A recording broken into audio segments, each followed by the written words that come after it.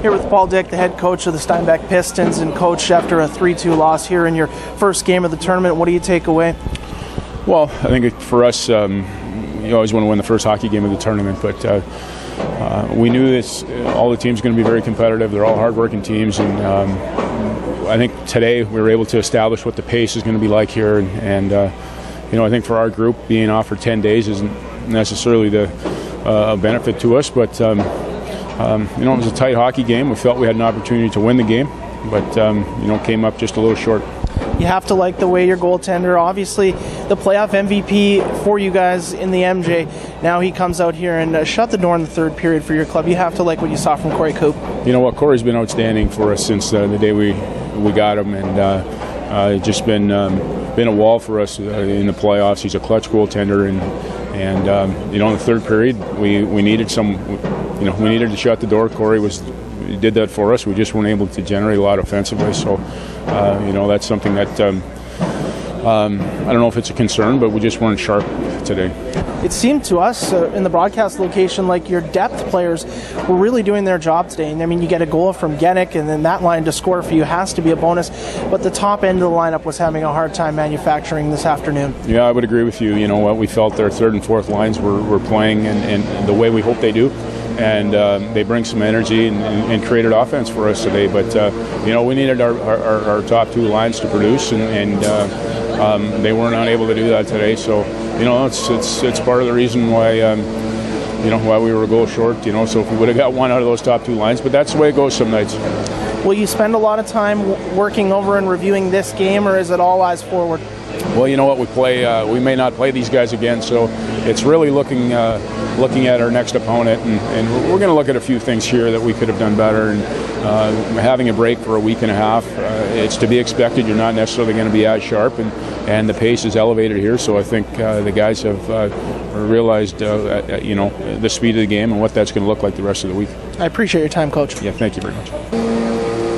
We're here at the Western Canada Cup talking now with the Steinbach Pistons player of the game, Trent Genick, and a goal for you and a nice goal. Shelf on the backhand in front. What did you see on that one? Nothing. I saw they kind of coughed it up to our D-man, and he made a nice pass. I called for it, and then I didn't really know what to do, so I just backhand roofed it. So it's nice when it works out that way. Yeah, it is. Obviously not the start to the tournament that you guys would have been looking for. Do you think it might have been a disadvantage having to wait that long to play? I think it kind of helped us because we had a lot of guys sick, and some still are. It gave us that extra day of rest, plus we had a long travel days. But I don't know, I think we got most of our jitters out after the first period, but we definitely could have picked it up a lot more than that. We've definitely got a lot more. So it seemed like your line got more ice time as the game wore on. What were you doing out there that was working? We were just getting pucks deep as much as we could, and then we were banging bodies, and because that's what me, Penner, and Lepke, that's our strength, is just getting pucks deep, working their defense, and then getting just the chances from it. In a tournament like this, you have to have a short memory.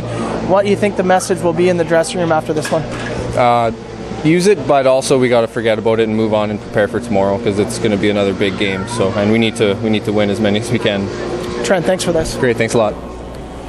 Here with Trent Crescent, the head coach of the Yorkton Terriers, and coach 2-0 out of the gate. Could you have dreamt of a better start here? No, I don't think so. I mean, it's certainly nice to get off to a good start. We've had a pretty busy schedule, since leaving Yorkton at 5 a.m. on Friday. We've just been on the go steady here, and I'm proud of the guys digging in, their effort that they've given in the two games. I mean, those are the games we're going to have to win that way. We're not we're not going to blow teams out. And at this point in time, I mean, the quality of opponents who are here, that's not going to happen anyways. But the wins we get aren't going to be easy. They're going to be hard-nosed and a team effort, and we had that tonight.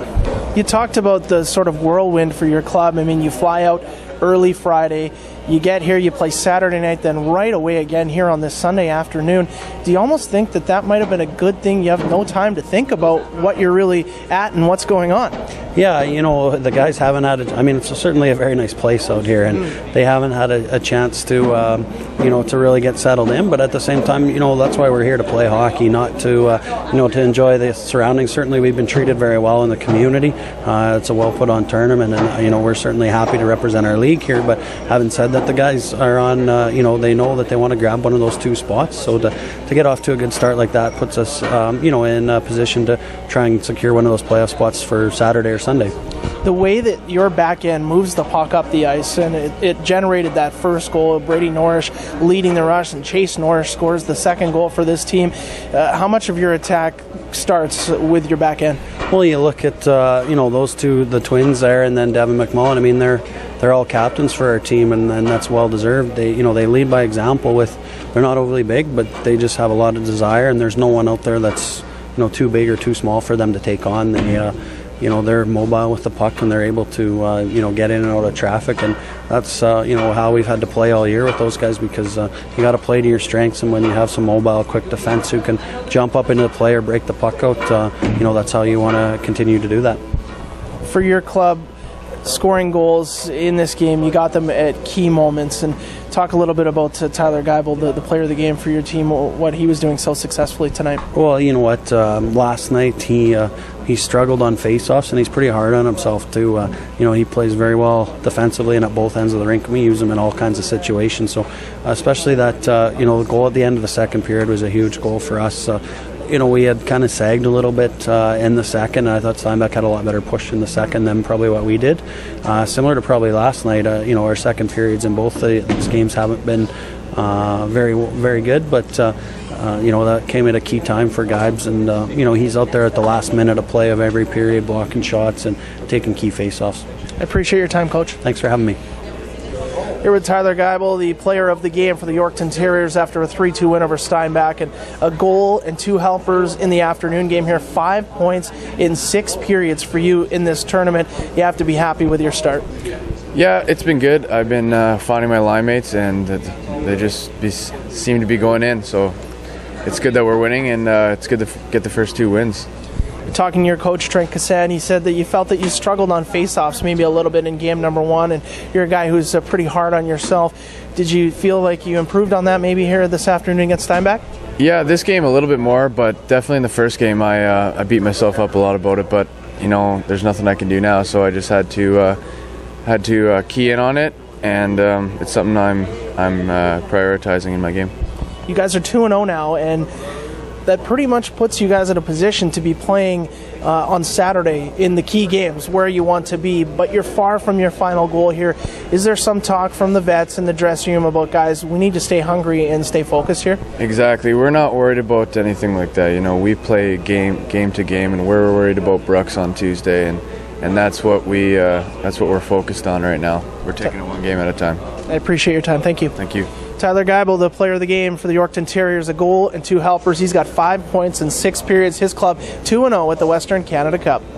Joining me now is Ryan Papuano, head coach of the Brooks Bandits, and a lot will be made about what some people feel a controversial penalty against Anthony Piskarek that resulted in a 5-minute hitting to the head, game misconduct that resulted in 3 power play goals for the Nanaimo Clippers, and that was a huge factor in the hockey game. How did you see that call, vantage point being called from your perspective? Do you think that, what was your opinion on that call, Brian? I don't think I can give my opinion. I find it interesting, as soon as the 5 minutes goes up on the clock, miracle, the goalie's up, he's okay. He comes off after the period laughing. It's accountability, responsibility around the table, and should the hit have been made? Nope. Was it a 5-minute call? It probably shouldn't have been, but we didn't execute on our PK. They scored 3 times, and that's on us.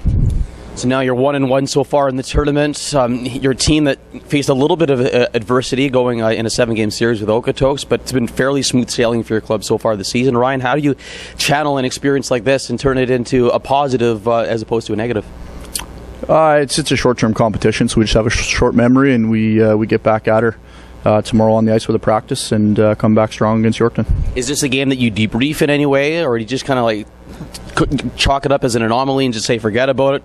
We'll get set for our next game against Yorkton tomorrow, or on Tuesday. Well, our first thing we got to do as a team is figure out the standard of officiating. We got to look at the video and figure out what are penalties and what aren't, and we got to make adjustments to our game. We obviously weren't ready for the way it was going to be called today, and that's on us. We got to figure out how it's going to be. Okay, Ryan, thanks a lot for your time. I appreciate you coming on. Right on, thank you. With RJ Reed, player of the game from the Brooks Bandits, scoring a goal, his second of the tournament. Frustration all the way around for you and your Brooks Bandits teammates. What do you make of this one? I think we just got to put it behind us. Basically not worry about it, go on to the next one, and basically forget about it, move on, go to dinner tonight. Happy faces. That's about it. In terms of the work ethic department, discipline may have at times been an issue for you guys, but do you think you guys worked hard enough here tonight, RJ? I think we did. We just we didn't capitalize on a lot of scoring chances. I feel we had plenty of opportunities. We had 5-on-3s, tons of power plays, and we just couldn't bury when we were called upon, and that basically sums it up.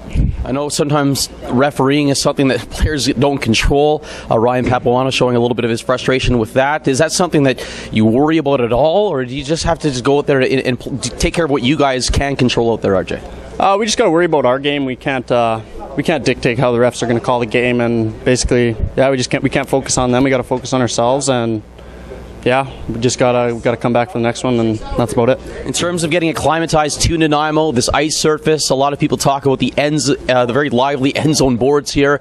The rink certainly has its quirks. What do you make of just getting comfortable playing in this setting? I mean, you gotta basically make it think like it's your own rink, and it doesn't take much to get used to a rink, and well, not much to it. RJ, thanks a lot for your time. Mike Vannekamp, head coach of the Nanaimo Clippers, freshly on the heels of a 7-2 victory over the Brooks Bandits here tonight. First off, a critical victory for your club to get right back in the mix of things at 1-1, Mike. Yeah, it was critical for that reason, but also for the emotional side too. It was a tough loss yesterday, and it was kind of reminiscent of our last game, even though it was quite a while ago. We had the lead going into the third and couldn't finish it off. So, you want to get a win just to get the guys' spirits back on the right side and get some confidence again, and that was a big thing, and obviously getting back in the tournament was important too, and I was proud of the way the boys played. 4 power play goals here today, 5 for 8 by my count so far in the tournament. That's obviously been very key for you guys. Really changed the game around when you're down 1-0. Boom, 3 straight power play goals on that Piscaric penalty in the first period. Well, it was a big moment in the game, obviously, and it's been an area that we haven't had that killer instinct offensively when we've gotten opportunities earlier on in the season, and it's a big difference for us right now is power play being able to step up, and your goalie gets run over like that, and you've got there's some emotions involved in that, and you want to pick that guy up too, right? And you want to sort of shove it to him if you can on the power play. That's kind of the plan after a play like that, and I thought the guys obviously did a good job, and it came on the heels of that nice 5-on-3 goal they had gotten, and so it was a big moment in the game, and the power play came through. It came through later on in the game as well, and hopefully we can keep it going. You talked about what this does for the mindset of your team, Mike. There's been some adversity for your club the last couple of months, and now you're in a situation where you beat the #1 team in the country. What does this do for the psyche of the Nanaimo Clippers moving ahead in this tournament? Well, I think it's important. I mean, we're not going to get too far ahead of ourselves. We've got lots of games to play, but we needed something good to happen. That's the honest truth. I mean, our guys know nobody pulls for them more than I do, and it can be frustrating sometimes when things aren't going your way, and so the guys are all cheering for their teammate right now, but it's just we needed something good to happen because we've been working hard, and I think we've had some bounces go against us at times, and we just really preach as coaches, I think we all do, that you stick with it and just keep working hard and things will turn around for you. So this was a big day for our team. Okay, perfect. Thanks so much for your time, Mike, and good luck rest of the tournament. Thank you very much. Mike Vannekamp, head coach of the Nanaimo Clippers. With Greg Fraser, player of the game from the Nanaimo Clippers, a goal and an assist, very strong on both sides of the puck, and kind of a shocking result, a 7-2. The power play was firing on all cylinders with 4 goals here tonight. Your overall thoughts on how you and your teammates played today? We bounced back after a game where we probably should have had a better result yesterday. We bounced back well, and I'm proud of the guys. We played our hearts out, and we took down a pretty good team in Brooks there. 4 power play goals in pretty rapid succession, 3 in that second period to erase a 1-0 deficit. What was working on that Nanaimo power play that allowed you guys to open up the game at that standpoint? We just had confidence. We practiced on our power play quite a bit over the break. We had a long one, so we had a lot of time to work on it. We had a lot of confidence coming in, and it was nice to kind of reward all that practice with a good power play today. Brooks has a pretty dangerous power play. They went 1 for 6 here this evening. You guys seem to block a lot of their shots, get in their shooting lanes. They have a lot of big gunners, and you guys seem to be pretty good positionally when Brooks was on the power play. Yeah, again, same thing. We had a lot of time in our break, and we did a lot of work, and we worked on our PK just as much. And it showed today that we took down a pretty good team, and who's got a really good power play out there, and we took them down and kept them off the scoreboard. Thanks so much for this, Greg, and congratulations on a great game. No problem. Thanks.